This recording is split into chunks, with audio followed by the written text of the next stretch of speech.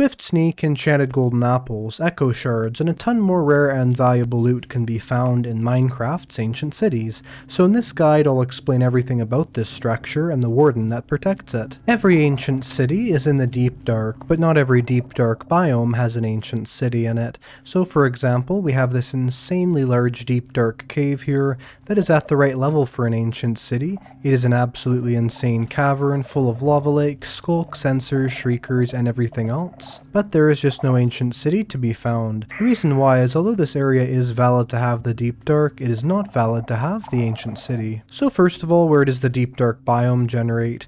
Well, the deep dark can be in basically any area of low erosion. That more or less means terrain that is at a really high Y level. So for instance, right here is some deep dark, but over here it converts into more standard caves. And if we go up above, we can actually see the exact reason why. This area is inside of the ocean. For an ancient city to generate, it needs to be an area of low erosion and also be a mountain biome. Although there is one caveat to this I'll talk about in a second, but you can see now that we're underneath this massive mountain, if we go deep underground, not only does the deep dark tend to go a lot higher up, but as well as that, if we look around for a minute, here is actually an ancient city right underneath. Now of course there's a lot of different mountain biomes in Minecraft, so it would be something like, let's say, the Jagged Peaks, Stony Peaks, Frozen Peaks Grove, or Snowy Slopes. But the only biome that's not a mountain that the ancient city can generate underneath, and that is if you have generate a Badlands mountain that is insanely tall. But either way, going underneath this super tall mesa biome mountain with the low erosion, which means of course things start out sharp and are slowly worn down, and you can see right here we have this ancient city, actually with a dripstone caves intersecting it. But either way, another good place to look for the ancient cities can be in large mesa or Badlands biomes. And I would actually suggest planning on raiding several ancient cities at once, as they tend to be incredibly common if you're in an area where they can successfully be. So for instance, we have this ancient city here, and right through this little bit of cave we have an entire other ancient city that is just generating right here as well. And in fact, from this second ancient city, if we go through the rocks just a little bit to this direction, you can see there is a third ancient city. I don't know about you, but a structure that looks like this is fairly difficult to raid. So how do you even navigate the ancient city, find out where the loot is, and go from there? Well, basically what you want to do is bring with you these items. First of all, an elytra and some fireworks. The reason why is fairly simple, which is the ancient cities are super big, and if you're flying around with your elytra, it's usually fairly easy to avoid setting off any shriekers, but then you can actually travel around this ancient city. Also, it's obviously the deep dark, so it's almost impossible to see anything here. We need to lighten things up a bit. We could use torches, but the best idea is to use potions of night vision. As you can see here, it's a complete night and day difference, as literally it goes from an almost impossible to see structure to everything being fully visible. Just be aware if you set off one of the shriekers and you get the darkness effect, during the duration the night vision effect will not help. The first step when navigating the ancient city is a lot more important than you would think, and that is to mark out the entrance to it. And the reason why is that sometimes you have to escape from the ancient city really quickly, but also because the structure is so large, it's oftentimes fairly hard to see where the entrance actually is. And so by making some sort of large structure, it doesn't even really matter, just something you can kind of see. Then when you're flying through the ancient city, you won't miss where the entrance is because you can look around and see there's an obvious marker. But either way, once you've done that, let's take a look at the ancient city. It's basically split into three different parts. There's the central structure, and we can kind of take a good look at that from here.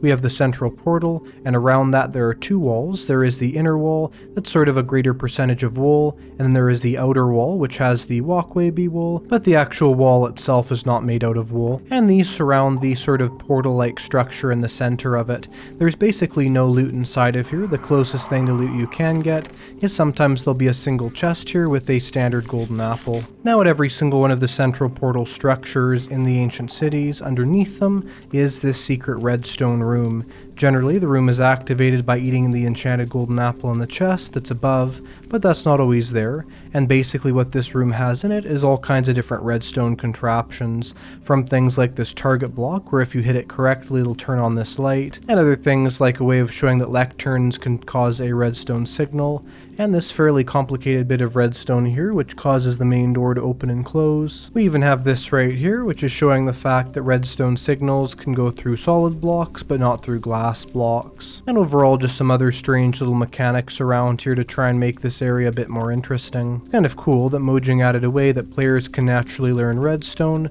by literally just looking around at generated structures. And I would suggest if you can't find the entrance to always dig down into the center of those portal structures, the sort of area beneath them, so you can find yourself underneath there, that crazy redstone room. Next there is the walkways, and this is what makes up most of the ancient city, sort of these weird pathways that go all around it. These are kind of a mixture of wool and deep slate blocks, as well as dark oak wood, and some pillars and other decorations. There's also this sort of tube that's like the main entrance of the ancient city. The only part of the ancient city that really has loot is these side structures. So off of the main walkways, there's these certain structures, like let's say a defense tower over here, a broken section of what looks like maybe a fortress, this sort of strange looking temple area. There's also the strange pool room, which includes over here like a small hot tub, and also a larger pool, and inside these rooms we also have some treasure chests. But there's also what I would say is the most common side structure in the ancient city, and that is these small little ruins that quite frequently generate around.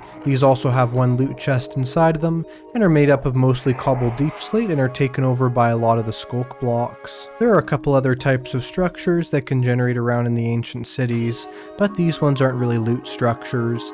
Actually, something interesting is that every single loot chest in the ancient city has the exact same loot table for it, which means let's say if you find a loot chest in this little piece of rubble here, or two loot chests in this strange sort of temple looking area, the chance of getting different things in these is going to be the exact same. However, there are also some other structures in the ancient city that aren't really loot based.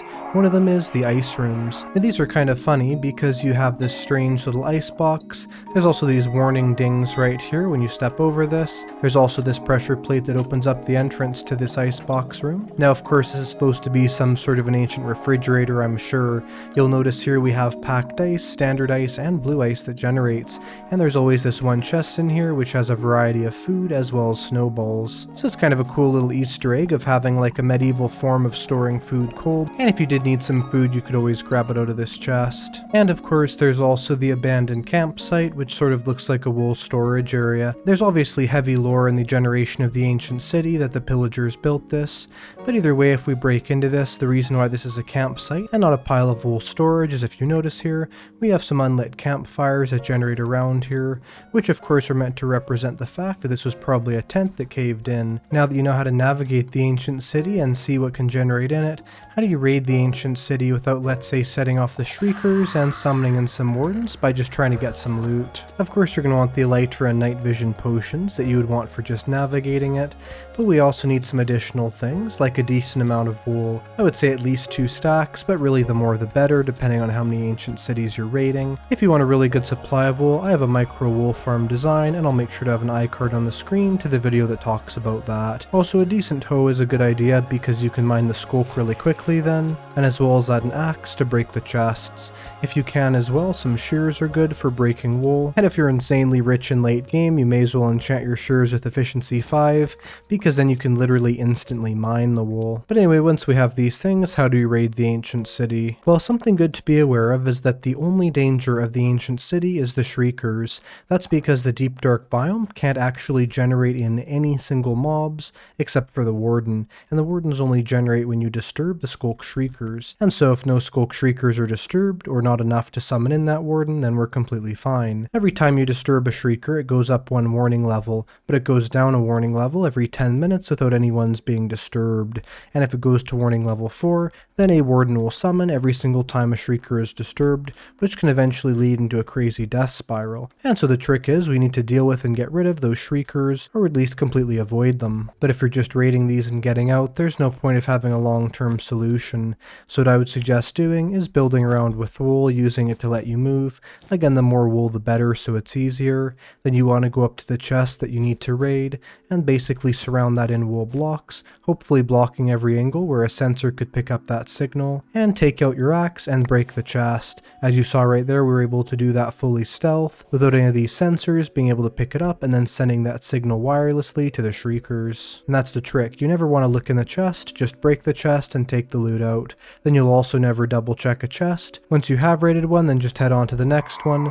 Being aware though, because if you're not careful, you'll set one off. If you do set off a Shrieker, just run up to it and break it as quickly as possible, because the damage is already already done. Now right here we kind of have a conundrum. There's a Shrieker next to a Catalyst next to a Sensor, and that's also right next to the loot chest. So how do we disable this in a way that we don't have our warning level go up?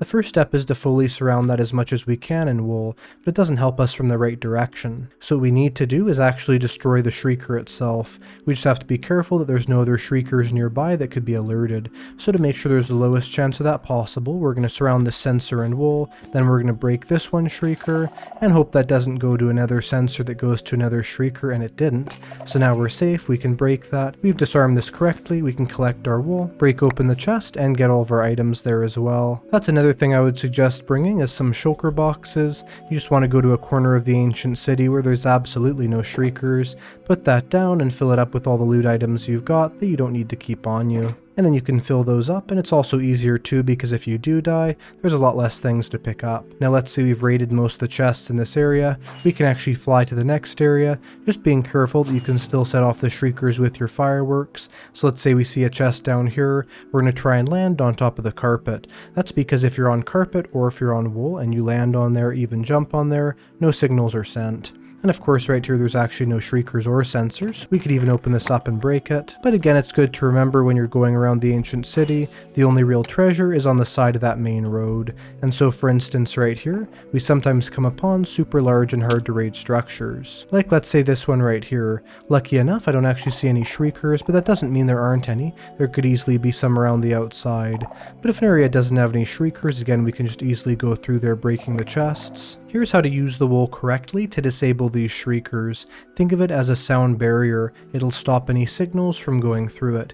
And so because of that, let's say right here, it shouldn't be that difficult to fully surround these Shriekers, at least surrounded enough that no signals can get to them. Now obviously we're not always 100% sure of this, but right here should be enough. We'll find out. Let's break this chest. You can see some of the sensors over here were alerted, but they weren't able to get that signal sent to the Shriekers. There's also two ways of disabling the Shriekers. The first one is to surround them in wool fully, and you can technically even do this from literally every single side, although you have to be careful or you can definitely make them be triggered. But if they're fully surrounded like that, you can notice we have absolutely no issue. We can go all the way around here, no signals can be sent into there. The other way of disabling it is simply breaking it, and I'd always suggest breaking it with Silk Touch just because it's kind of cool that way to have the Shriekers. There's an absolutely insane amount of wool that generates inside the ancient city, so if you want stacks and stacks of this in dark gray and blue, then feel free to do that. A lot of people forget this, but I'm hoping you won't next time you raid the ancient city, and that is to grab these skeleton skulls.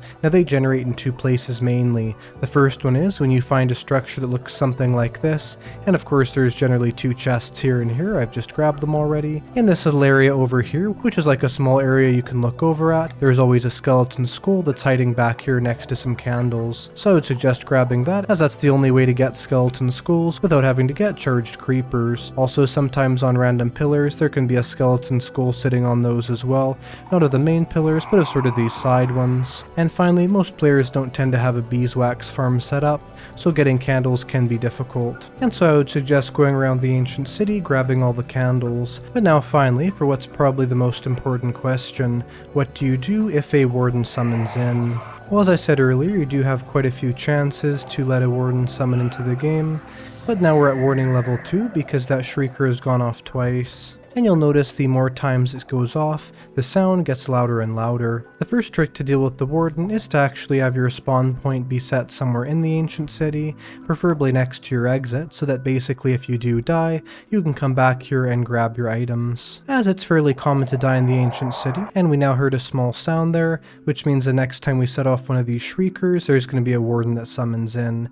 And I'll show you the first and easiest way to stop a Warden. Alright, a Warden's going to summon in somewhere. Let's hope we get lucky where the Warden summons in, and we have not, unfortunately. What we want to do in this scenario is basically to literally run away. There's no point of trying to crouch. Running is 100% the best idea.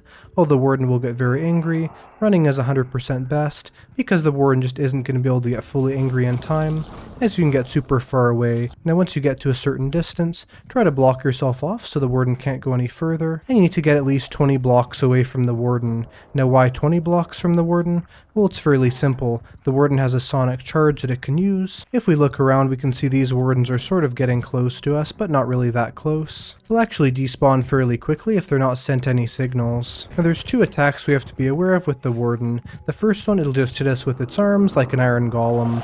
So let's say it gets mad at us, and it hits us, it's basically an instant kill, just like that. The second one's a bit more nuanced. Let's say this Warden tries coming down to get us, and we can actually kind of get it mad by hitting it. But what if we just pillar up a couple blocks? How is this Warden going to get to us? We can just hit it.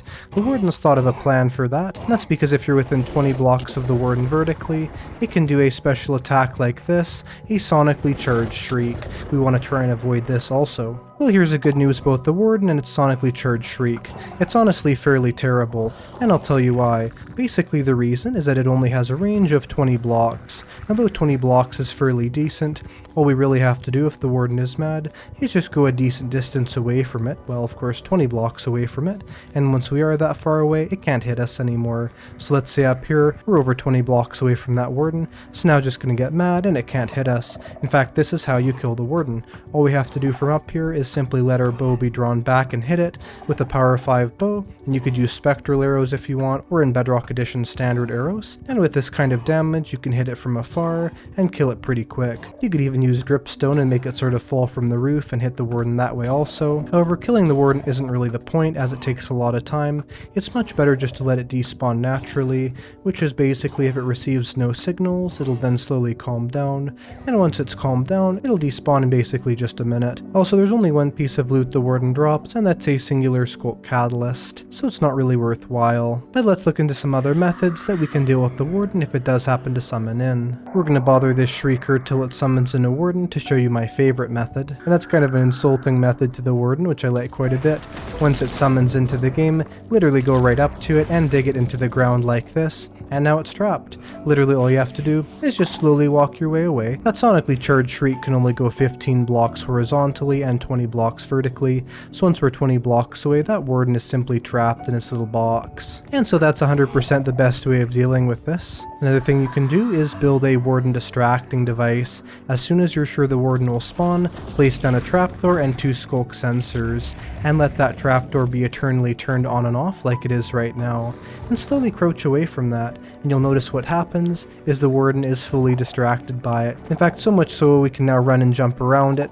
As long as our hitbox does not touch the hitbox of the Warden, we're completely fine. However, you can tell if you're in danger with the Warden trapped like this. However, it's not a good permanent solution, as with a little distraction device like this Warden will literally never despawn. However, let's say we do run into the Warden, we can now tell it's trying to go after us because it'll start sniffing. So if it does the sniffing motion like this, it's still trying to track you. And if it starts doing that, then definitely beware. There is another type of these distraction devices we can build too, and that one is 2 observers facing into a trapdoor. So either one of these distraction devices work. As you can see, the Warden is very excited by this device and this device here. Anyway, I hope you enjoyed that ancient city and Warden guide with our friend here. If you did, make sure to press the like button, subscribe to see more content like this, and I'll see you in the next video. Goodbye!